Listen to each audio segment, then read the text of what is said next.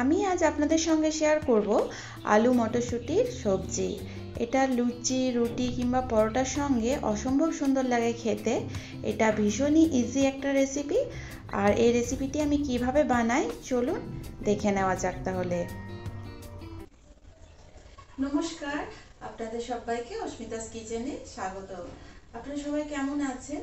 আমার রেসিপি যদি আপনাদের ভালো লাগে তাহলে অবশ্যই একটা লাইক করে দেবেন। আমার চ্যানেলে একদম নতুন বন্ধুরা প্লিজ চ্যানেলটিকে সাবস্ক্রাইব করে পাশে থাকুন। আমার ভিডিওর সমস্ত নোটিফিকেশন সবার আগে পেতে পাশে থাকা বেল আইকনটি প্রেস করে দিন।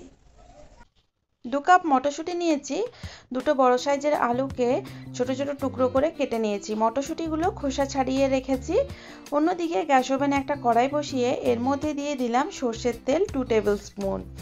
এই রান্নাটা সর্ষের তেলেই করতে হবে। তেলটা গরম হয়ে গেলে এর মধ্যে হাফ টি স্পুন গোটা জিরে দিয়ে দিলাম। জিরেটা ফুটে উঠলে এর মধ্যে দিয়ে দেব একটা শুকনো লঙ্কা। লঙ্কাটা কিছু সেকেন্ড ভেজে নেওয়ার পর এর মধ্যে দিয়ে দেব একটা কুচনো পেঁয়াজ। একটা মিডিয়াম সাইজের পেঁয়াজ কুচিয়ে রেখেছিলাম, সেটা দিয়ে দিয়েছি তেলের মধ্যে। এবার এটা 2 মিনিট মতো মিডিয়াম ফ্লেমে ভেজে নেব। 2 মিনিট একটু লাল লাল করে ভেজে নেওয়ার পর এর মধ্যে দিয়ে দেব কেটে রাখা আলু।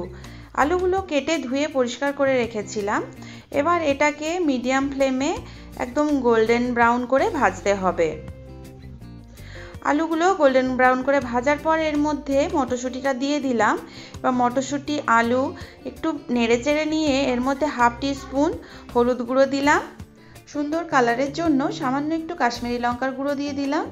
নাড়াচাড়া করে নিচ্ছি খুব ভালো করে।